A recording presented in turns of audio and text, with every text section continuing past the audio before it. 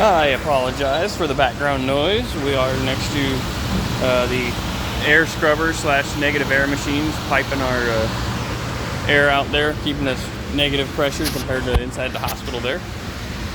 But what we got here, we set this door, right? Bend over this part.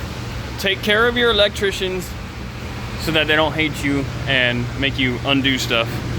Make sure if you got electrical strikes, up here, they got a box up here in the head and they got a box over here. Currently, they're working on a double door for that corridor right there. Make sure and check to see if those got the strikes. If they have a card reader by a door, it's gonna have one. It might be here in the latch, or it might be over here in the hinge and the head. Could be any of those places. But pay close attention for that. And if they have a card reader next to a door and it doesn't have that, say something to your superintendent about that and get that remedied. They probably forgot to add it. Or maybe it just for some reason doesn't get one, which wouldn't really make any sense. Like that's probably for a mag lock, most likely. But always ask if it's missing. If the electrician's got a card reader, but there's no boxes on the door, ask. Immediately ask. But anyways, make sure your electricians, if they have boxes, they get their stuff roughed in before you set the door. Because if you go ahead and set it, well, if you got a stud right up against here, how are they gonna get in here and attach their flex and whatnot? They can't, and they will make you take it back apart. So be nice to your electricians. Also, be nice to your electricians so they help you out later. Yeah, I had to take this apart.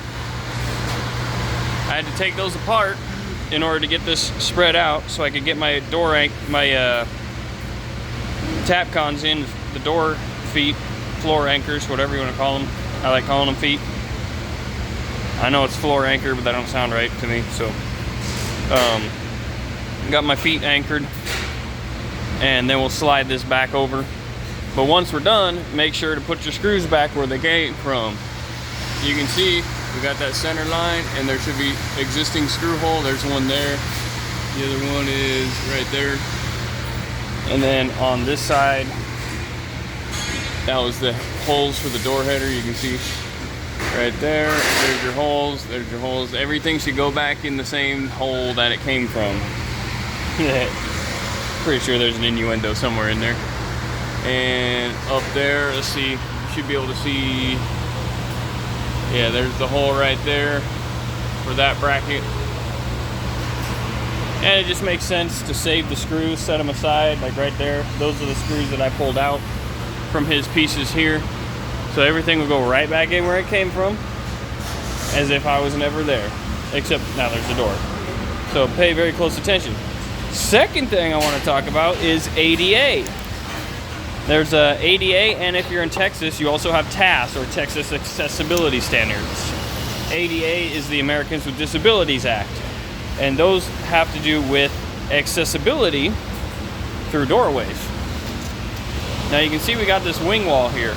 They didn't really give me a dimension to this, but they got some cabinets and stuff that just come off this, go this way, but they don't reach all the way. So they're like, I don't need to tell them where to locate that.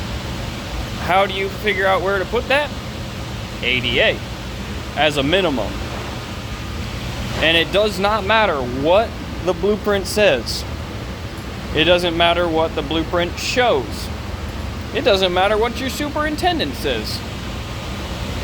ADA is above, ADA and TAS, which I believe TAS is above ADA even. ADA is above everything. So, and they are the biggest sticklers about it. If it's off an 1/8 of an inch, they will make you move it. A 16th of an inch, they will make you move it. So if you do not clear ADA standards by even a 16th of an inch, they will make you take it apart and move it. And let me tell you, right at the end of a job, especially if it's a restroom where it's got tile up to the door, oh, you are in for a huge pain in the ass and a monumental back charge by all the subcontractors. Let me tell you. Not by my own experience, but learning by others. Now, this is an example. So we've got this here. On what it says is that on the push side of a door, you need a minimum of 12 inches of clearance. And on the pull side, you need 18 inches clearance, minimum. And that's to the face of the door jamb here. So, it's best to go, if you got one layer of sheetrock, go 19 inches. Because then when you lose 5/8 there, plus maybe 1/8 of an inch for tape and float, so that's 3/4 right there. That puts you at 18. If you go 19 inches, that puts you at 18 3/4, or sorry, 18 1/4, which is just 1/4 big.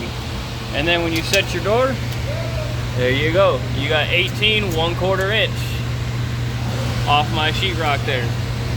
So that puts me a little close, but I know they're not gonna have a whole 1/4 of an inch of tape and float, like, no.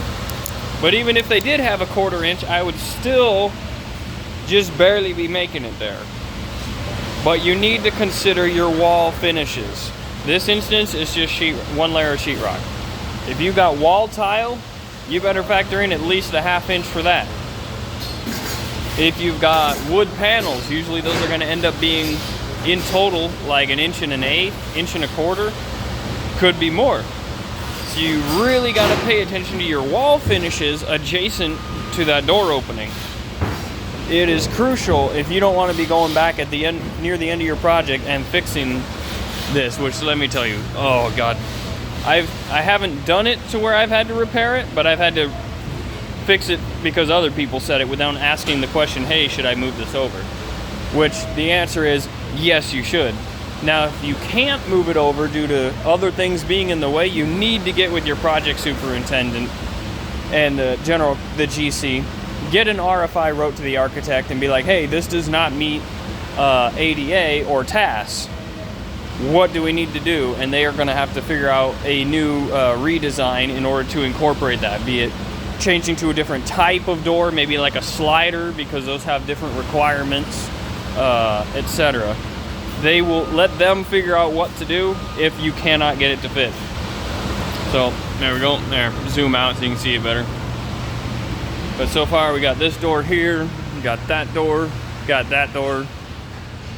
and in something like this, which is just like a housekeeping closet, the TAS is not going to apply because it's a closet, not an occupiable room.